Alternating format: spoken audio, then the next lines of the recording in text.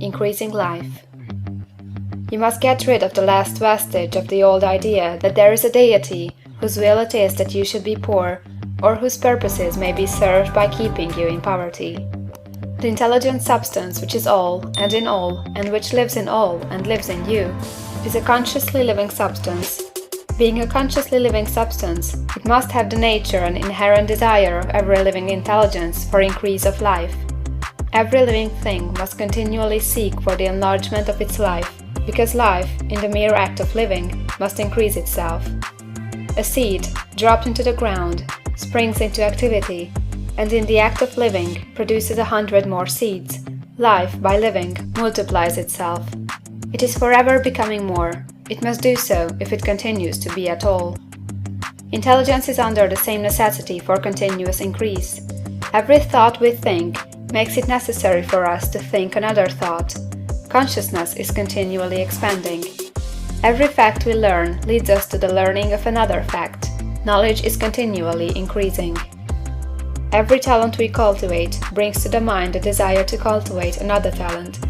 We are subject to the urge of life, seeking expression, which ever drives us on to know more, to do more, and to be more. In order to know more, do more, and be more, we must have more. We must have things to use, for we learn, and do, and become only by using things. We must get rich, so that we can live more. The desire for riches is simply the capacity for larger life seeking fulfillment. Every desire is the effort of an unexpressed possibility to come into action. It is power seeking to manifest which causes desire. That which makes you want more money is the same as that which makes the plant grow. It is life, seeking fuller expression. The one living substance must be subject to this inherent law of all life. It is permeated with the desire to live more. That is why it is under the necessity of creating things. The one substance desires to live more in you, hence it wants you to have all the things you can use. It is the desire of God that you should get rich. He wants you to get rich, because he can express himself better through you if you have plenty of things to use in giving him expression. He can live more in you if you have unlimited command of the means of life. The universe desires you to have everything you want to have. Nature is friendly to your plans. Everything is naturally for you. Make up your mind that this is true. It is essential, however, that your purpose should harmonize with the purpose that is in all. You must want real life, not mere pleasure of sensual gratification. Life is the performance of function, and the individual really lives only when he performs every function, physical, mental, and spiritual, of which he is capable, without excess in any. You do not want to get rich in order to live swinishly, for the gratification of animal desires. That is not life. But the performance of every physical function is a part of life, and no one lives completely who denies the impulses of the body a normal and healthful expression. You do not want to get rich solely to enjoy mental pleasures, to get knowledge, to gratify ambition, to outshine others, to be famous. All these are a legitimate part of life, but the man who lives for the pleasures of the intellect alone will only have a partial life, and he will never be satisfied with his lot. You do not want to get rich solely for the good of others, to lose yourself for the salvation of mankind, to experience the joys of philanthropy and sacrifice. The joys of the soul are only a part of life, and they are no better nor nobler than any other part. You want to get rich in order that you may eat, drink, and be merry when it is time to do these things, in order that you may surround yourself with beautiful things, see distant lands, feed your mind, and develop your intellect, in order that you may love man and do kind things, and be able to play a good part in helping the world to find truth. But remember that extreme altruism is no better nor nobler than extreme selfishness. Both are mistakes. Get rid of the idea that God wants you to sacrifice yourself for others, and that you can secure his favor by doing so. God requires nothing of the kind. What he wants you is that you should make the most of yourself, and for others.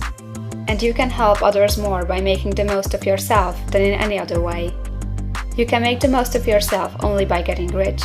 So it is right and praiseworthy that you should give your first and best thought to the work of acquiring wealth. Remember, however, that the desire of substance is for all, and its movements must be for more life to all. It cannot be made to work for less life to any, because it is equally in all, seeking riches and life. Intelligent substance will make things for you, but it will not take things away from someone else and give them to you. You must get rid of the thought of competition. You are to create, not to compete for what is already created. You do not have to take anything from anyone. You do not have to drive sharp bargains. You do not have to cheat or to take advantage. You do not need to let any man work for you for less than he earns. You do not have to covet the property of others or to look at it with wistful eyes. No man has anything of which you cannot have the like, and that without taking what he has away from him. You are to become a creator, not a competitor. You are going to get what you want, but in such a way that when you get it, every other man will have more than he has now. I am aware that there are men who get a vast amount of money by proceeding in direct opposition to the statements in the paragraph above, and may add a word of explanation here. Men of the plutocratic type, who become very rich, do so sometimes purely by their extraordinary ability on the plane of competition, and sometimes they unconsciously relate themselves to substance in its great purposes and movements for the general racial upbuilding through industrial evolution. Rockefeller, Carnegie, Morgan, and others have been the unconscious agents of the supreme in the necessary work of systematizing and organizing productive industry, and in the end, their work will contribute immensely toward increased life for all. Their day is nearly over. They have organized production, and will soon be succeeded by the agents of the multitude, who will organize the machinery of distribution. The multimillionaires are like the monster reptiles of the prehistoric eras. They play a necessary part in the evolutionary process, but the same power which produced them will dispose of them. And it is well to bear in mind that they have never been really rich. A record of the private lives of most of this class will show that they have really been the most abject and wretched of the poor. Riches secured on the competitive plane are never satisfactory and permanent. They are yours today and another's tomorrow. Remember, if you are to become rich in a scientific and certain way, you must rise entirely out of the competitive thought. You must never think for a moment that the supply is limited. Just as soon as you begin to think that all the money is being cornered and controlled by bankers and others, and that you must exert yourself to get laws passed to stop this process and so on, in that moment you drop into the competitive mind, and your power to cause creation is gone for the time being. And what is worse, you will probably arrest the creative movements you have already instituted. Know that there are countless millions of dollars worth of gold in the mountains of the earth, not yet brought to light.